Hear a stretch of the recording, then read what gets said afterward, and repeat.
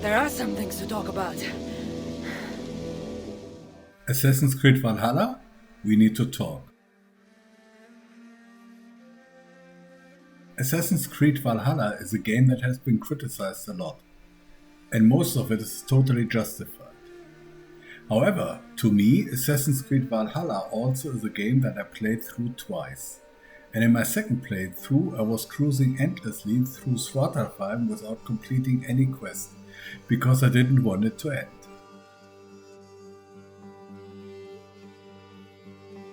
That's probably the saddest thing about Assassin's Creed Valhalla, and the reason we need to talk about it. It has potential, a lot of it, but it was all wasted by some very questionable concepts.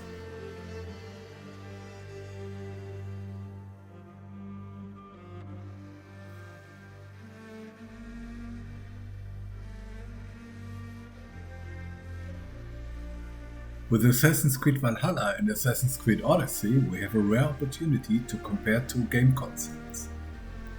To understand that, you have to know that Assassin's Creed Origins and Valhalla both were made by Ubisoft Montreal, while Odyssey was created by Ubisoft Quebec. I have no insight into the way these studios are working within the company. But from looking at these games, it's obvious that the studios have a lot of liberties when it comes to making these games. Odyssey differs vastly from Origins and Valhalla. Insofar, it is pointless to complain that they improved this or that from Origins to Odyssey, only to return to the former concept in Valhalla. They did no such thing. The production of Origins began in 2014 in Montreal. When it was released in 2017, the Quebec team already was working on Odyssey for 2 years. This was released just a year later.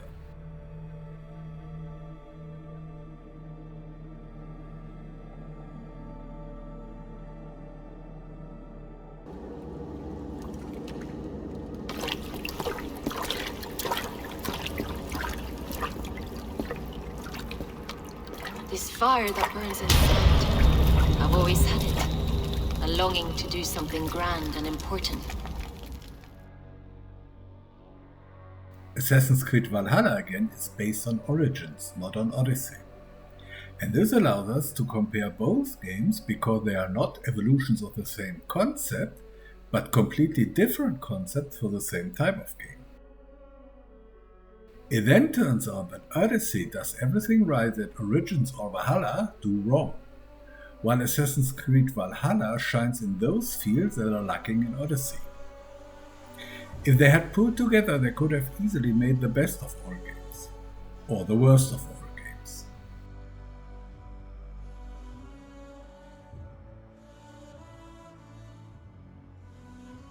For example, in Assassin's Creed Odyssey, characters' voice acting, cinematography and soundtrack are average at best.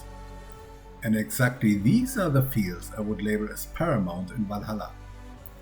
If both were movies, I would call Odyssey a popcorn movie and Valhalla a masterpiece. Go to your homes. I will lay him to rest.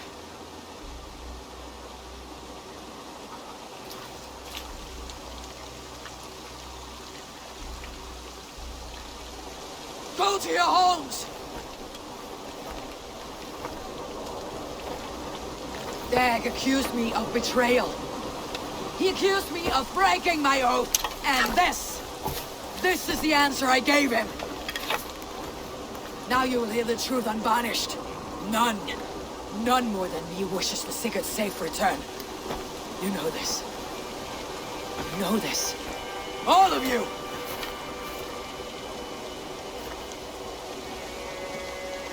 And I will burn the fields and dredge the rivers of Wessex to find him.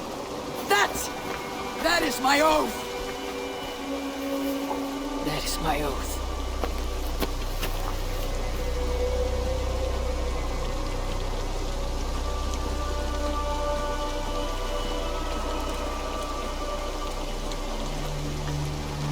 I will find Sigurd.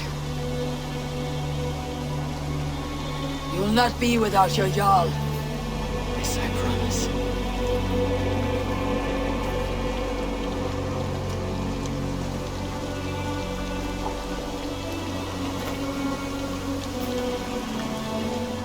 But they are games. So what is the issue with Assassin's Creed Valhalla? It is in the attempt to be a jack of all trades that turns out to be a jack of no trades. Odyssey is supposed to be a massive open world game built on its stories with easily accessible gameplay. It totally delivers. And there is a target audience for this kind of games that loves Odyssey. I should know, I am part of that target audience. However, when you please one target audience, you run into the danger of alienating another one. For example, purists who expect Assassin's Creed games to be about assassinations and social stealth in an open setting were not happy with that. When Origins came out, it already was criticized, if not attacked, a lot for it. With Odyssey, it even got worse because that one has absolutely nothing to do with classical AC. And then came Valhalla. Valhalla, which thought it might be a good idea to get back these unhappy customers by adding classical stealth into a Viking-themed game. Yes, it is as bad as it sounds. Are there any rival Danes passing through who could have done it? If it were rival Danes, we would have heard their horns by now. We are not a humble sword. Blunt tongues and sharp axes.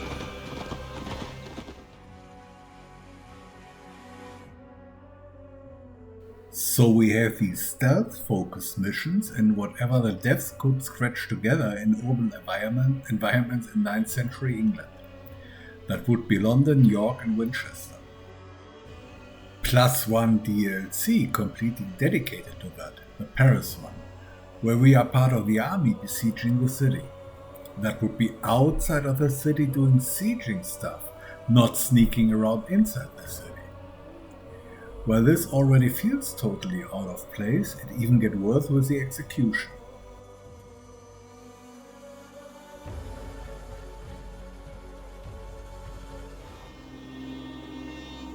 The front gate is heavily guarded. You'll not be walking in. I'll find my own way. Even though no one noticed, Odyssey had a fully functional stealth system. You just had to specialize your gear for stealth and be aware that high-end elites couldn't be single-shot. Otherwise, it was not much of a problem to clear a fortress with 30 enemies in Odyssey by stealth. But we know Valhalla is built on Origins, not Odyssey. Origins did have a couple of issues when it came to stealth, most notably enemy with an insane detection range and high alertness standing around in groups. Clearing something by stealth in Origins was a lot of hassle, if it worked at all, and the bow always was a better choice. Valhalla didn't address any of these problems Origins had. What they did was add guaranteed assassination as an option to the menu and add social stealth. The guaranteed assassination makes any form of specialization in the form of gear or abilities pointless. But that's the very essence of every RPG, and one of the points Odyssey shines in with a system of perks. In Valhalla we can simply one-shot every enemy as long as we manage to approach undetected. But thanks to the Origins legacy, it is still a matter of sheer luck to achieve anything that way. In fact, the best advice I can give when it comes to stealth in Valhalla is don't bother, use the bow.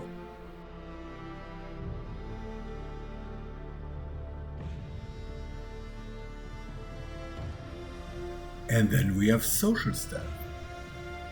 Now the idea behind social stealth is that we disguise ourselves to blend in. This could mean we dress up like the locals, no armor, no weapons, just a hidden blade and maybe a dagger. That way we would be able to move freely through the restricted area. However, the moment we get into a fight, we are in serious trouble. This might also include stealing weapons and armor from the enemy. Sounds good? Yeah, obviously not to the developers of Assassin's Creed Valhalla. In Valhalla, social stealth means we pull up our hood but have all our gear still on us, including a shield, a spear and 3 bows. The only effect of that charade is a reduced detection range for the enemy guards. The moment we try to pass a group of guards that way, we still have a fight coming. And also here, the best advice I can give is don't bother with social stealth. Treat every yellow zone as if it was a red zone. And it should be clear that this mess is in no way suited to attract players interested in assassination missions. Even if it would, we are talking about 3 missions out of 30. What's the point, say, for having buzzwords for marketing?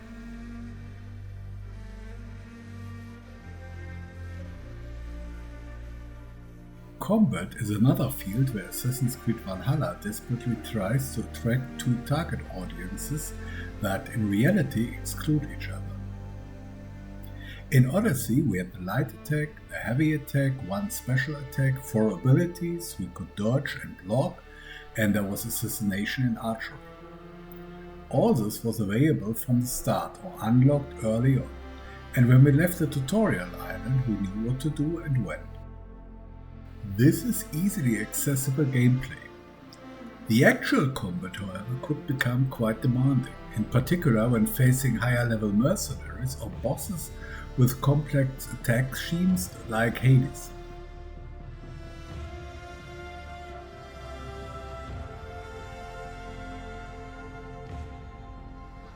So we needed everything we have learned from the start and trained since then. And we had to have our gear and perks in.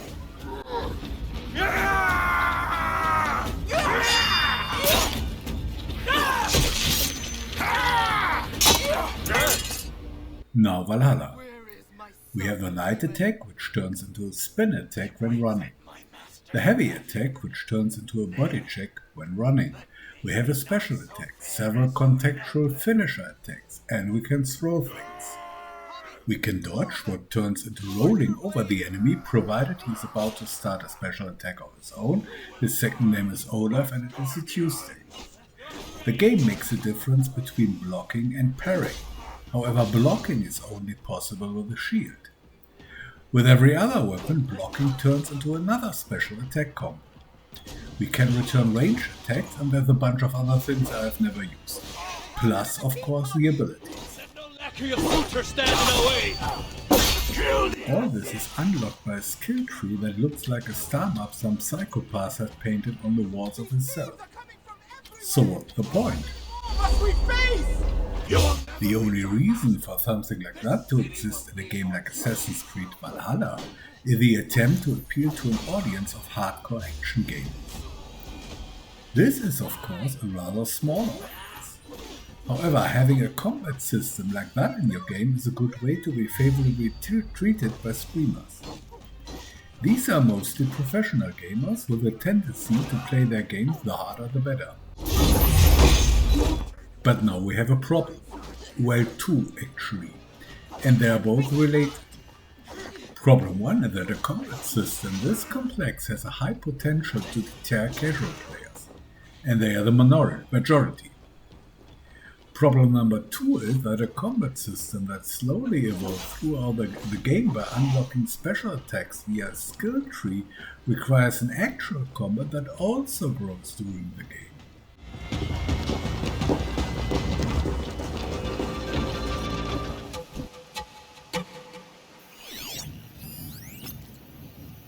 Horizon Zero Dawn would be a game like that. You constantly get new combat abilities in form of new weapons and special ammunition. But you are also constantly confronted with new type of enemies for which you need these abilities.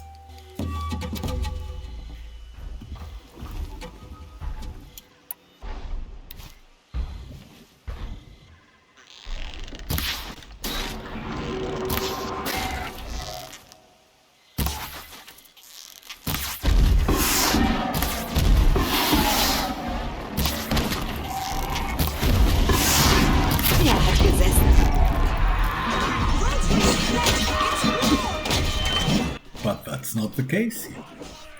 You face the same opponents in your last battle you already faced in your first one. So the game basically solves problem 1 by creating problem 2. You do get through Valhalla's combat fairly well with the arsenal the game gives you already at the start. End of the day, all those special attacks just add some cool animations to the fight. For example, we can use a special attack and stomp on an enemy lying on the ground.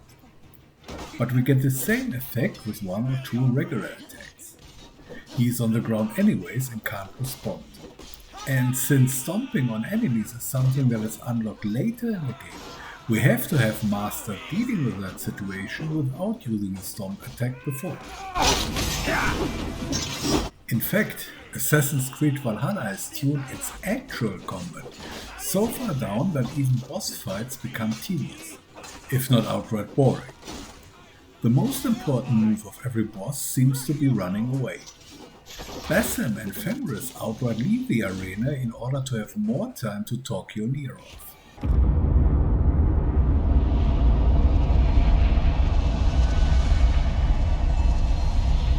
Silence, you children of gods, and heed my tale of time's beginning. All was dark. There was no sand. There was no sea, no earth, nor sky, no grass, nor wind. Till fire met ice in the gasping void.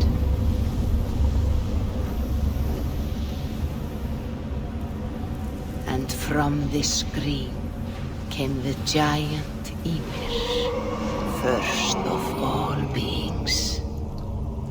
Proud Ymir, cruelly killed, yet from whose bones and blood and brains the world was made. The world you walk and war upon. And so came to be the worst open world concept possible. Whatever stretches playtime is good for the game. In Assassin's Creed Valhalla there are no side missions. Each regional arc is labeled as compulsory, and there are absolutely no side quests besides these regional arcs. We do, however, have a main storyline in Assassin's Creed Valhalla, and other missions that have nothing to do with it.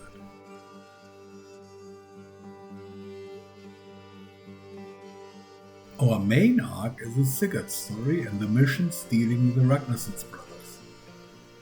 However, in its desperate attempt to stretch playtime as much as possible, the game won't let us complete this storyline until we have played every other regional arc too. But these other missions weren't even written for that. I'm pretty sure they were supposed to be played as some kind of optional second part of the game. Why that? After careful thought, it is clear that What is this? What are you doing? Holger and Gudrun are at odds. I hope to find a resolution. That duty is mine alone, Eivor. You know this. Stand aside. Despite being very upset about Eivor trying to settle a simple dispute without asking the Jarl, Sigurd isn't part of any briefing and debriefing of these secondary missions. And these quests are about forging alliances across the country. That's way more important than two villagers fighting over a piece of cloth. Eivor is constantly acting as Jarl of Ravenclan in these missions, and if I'm not mistaken, Sigurd is not mentioned once. All this would make perfect sense after Eivor's return from Norway, if Sigurd had stayed behind. But the game developers decided to destroy this logical order in favor of the most lengthy option possible. And that is one of the reasons why players often get the feeling this game would never end.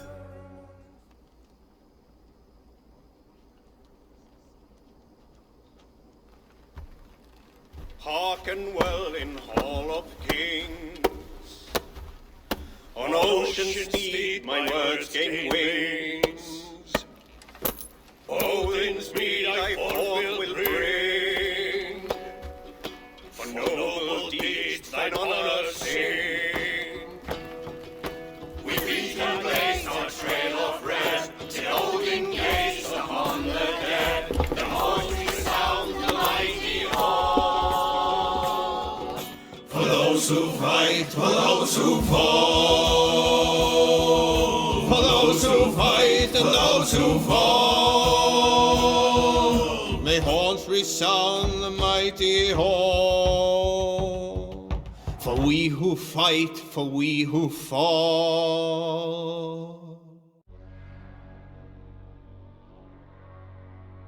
The other reason that nonsense this game is selling as, say, additional content, where we had endlessly generated petty quests, contracts and bounty hunts in Assassin's Creed Odyssey, Valhalla in return offers us hundreds, if not thousands, of stupid jump and run puzzles. The level of stupid we are talking about is like, you're standing in front of a barred door that you can't break open with a giant axe you're carrying around. You can, however, climb on a box at the backside of that house and shoot a tiny arrow through the rear window that then destroys this lock. But only when that window already was open, because you can't break it open with a giant axe you're carrying around either. The map is plastered with these things, and you can't simply ignore them because basically everything is hidden behind one of these puzzles. Gear, weapons, collectibles, abilities, resources, even important bits of information like this scene. Good luck with doing 10 annoying jump and run puzzles with Layla to unlock the most crucial information in the game. You might be one of the people who actually enjoy this kind of stuff. Congratulations for finding Valhalla. For the rest of us, my advice would be to get a guide. I put a link to the one I was using in the description. Check which puzzles hold the stuff you really need and how to solve them as quickly as possible. Ignore the rest. It's a Viking game.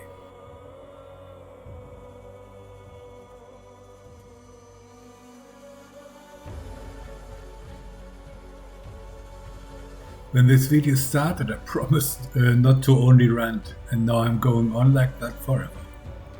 Now, Assassin's Creed Valhalla has a lot of amazing elements, in particular on the, let's call it, artistic side. This already starts with the setting and the basic plot.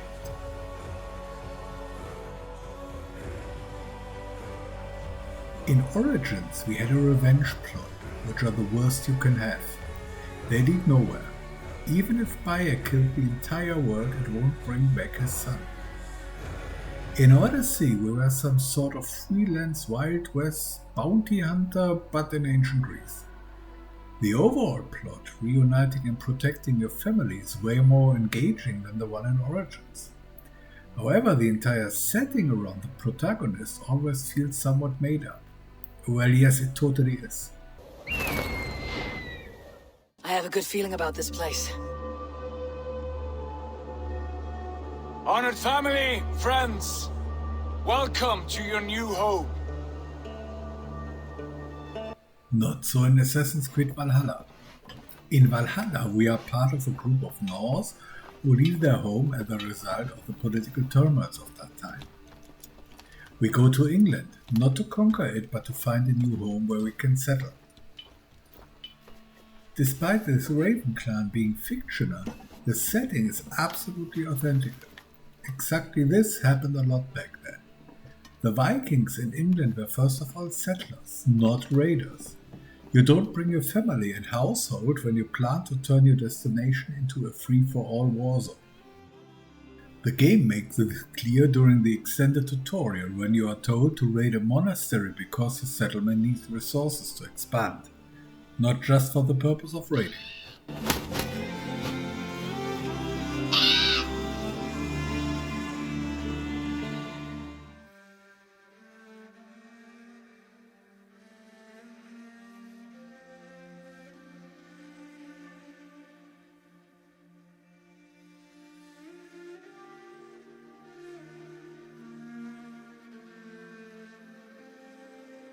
Also, the single arcs, despite being mostly made up, feel very authentic. We only know very few details about that period, sometimes not more than a name, like that Oswald fellow here. But what happens here would be very close to the thing that actually happened in 9th century England. I also like how they portray big events as less glamorous than what we are used from Hollywood movies. An important marriage which is held in what looks like a village chapel, or a crowning ceremony with pigs and chickens as bystanders.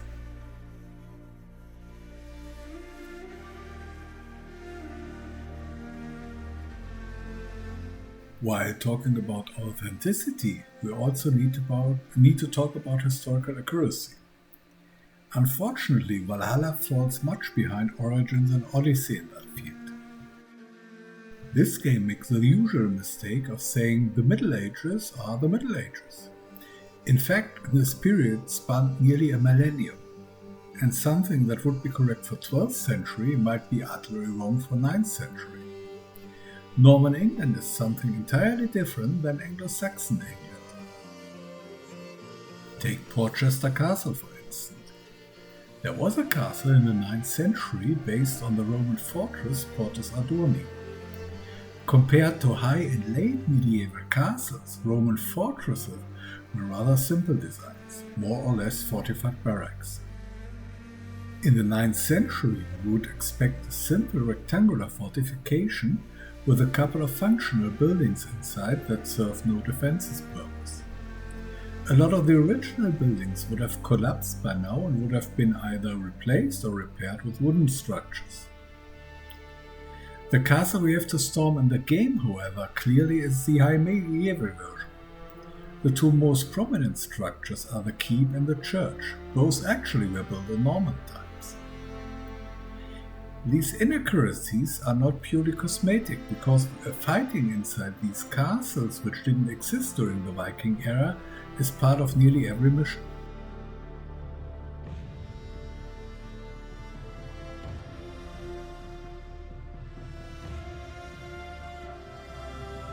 People also complain that the map is so empty. That's correct, it's too empty. The medieval economy was very extensive. This means they needed every inch of suitable land to keep the population sustained. We should see way more farms, villages, fields, pastures and the like, and not those endless wastelands we travel through in Assassin's Creed Valhalla. Another thing that is criticized in Valhalla is the military gear shown here. We indeed have a bunch of anachronisms like kite shields. And there are the Vikings, a term used to refer to people that rather look like members of a biker gang than actual Vikings. Vikings and Saxons are both West Germanic people. In fact, the Anglo-Saxons were the German neighbors of the Danes.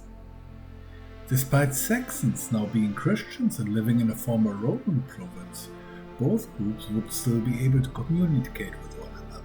They would dress the same, equip the same for battle, and fight in the same manner. These Vikings, however, and their leather jackets with fur collars are an invention of modern media. You can't really blame Assassin's Creed Valhalla here. They just make the game look and feel like the Viking show or Last Kingdom. The most authentic look you can get for Eivor would be this Frankish mail shirt, if you don't look too closely. These hauberks in various lengths and forms pretty much were the standard military dress in Northern and Western Europe for now around 1,000 years. And they continued to be state of the art for another 400 years, when being replaced by plate armor.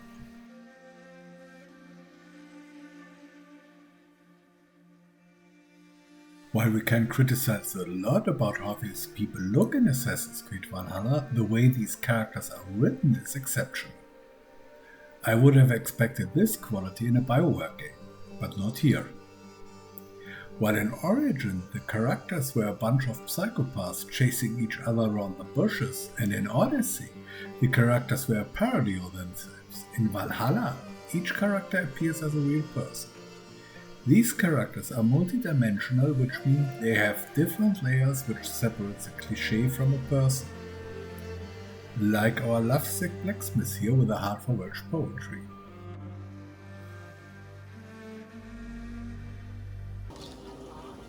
Hyd fi di breuddwydio am future yn hun, a di so tawalwch yn hope a premonition. Ond dim mount o sgraen a foresight paratoi fi a sweeping adventure meeting ti. Tiw'r enaid fel dim arall, a dyn a strong a bwretici, ac fel as I ffies, mae'r calon yn hedfan dyr ti. Such poetry. Oh dear. You make me cry, my love. Or take Eva for example. We first meet him when he was torturing people. He then appeared as a very dangerous guy we better keep a distance to.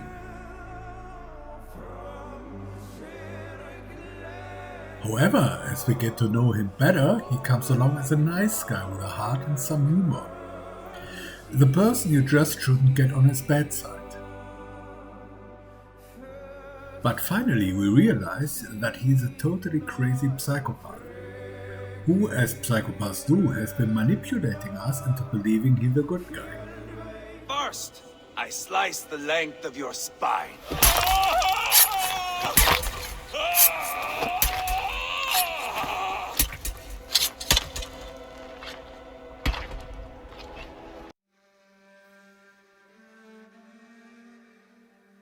The best written character to me would be Randvi. Randvi is the default love interest of Eivor. While in most other games NPCs love the protagonist because he simply is so awesome that they can't resist, things are a bit more complex here.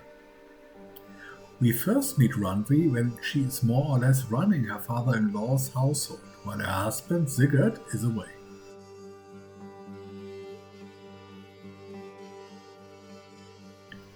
Things get somewhat awkward after Sigurd's return. It is obvious that Sigurd doesn't care much about his wife and prefers to spend his time with his sister instead.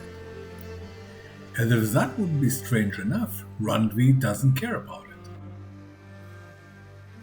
And when we ask her if she is happy about her husband's return, we get an answer like she isn't looking forward to him rolling over her stinking of beer and farts. It is obvious this couple isn't in love.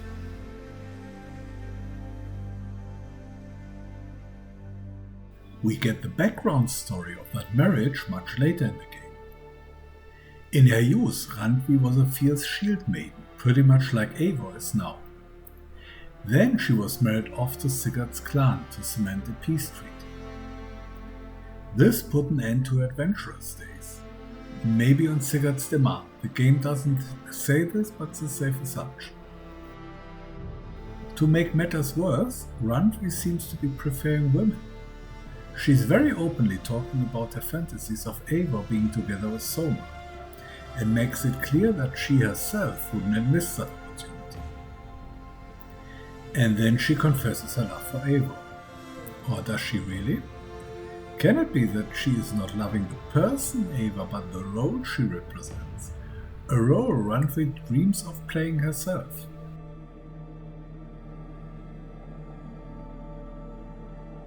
While it is obvious that Eivor is serious about this romance, Randvi is not willing to risk a conflict with her husband about the affair. She only is Eivor's girlfriend as long as Eivor is running Ravenclaw. The moment Sigurd is back, Eivor is history. Everything is fine again when Eivor returns from Norway without Sigurd. So the bottom line, Assassin's Creed Valhalla is exceptionally good in some fields, we could add voice acting and soundtrack here, and exceptionally bad in others. Is it worth playing? Yes and no. While I don't regret the time spent with it, I doubt that I will ever reinstall it. Assassin's Creed Odyssey, for example, is rent-free on my hard disk, so that I can launch it whenever I feel like doing so. The only other games having that honor are the Mass Effect trilogy and Dragon Age 2. Assassin's Creed Valhalla often feels more like work than play. We do have these issues with all those pieces that weren't properly implemented, and the puzzles are extremely repetitive and outright boring. But then again, other parts are so well made that I wouldn't have wanted to miss them. I will miss you, Eivor. When winter is past, summer will come, and wind you in a flowered skirt. For you are beauty, and shall not wither. Goddess Freya, give me more of that.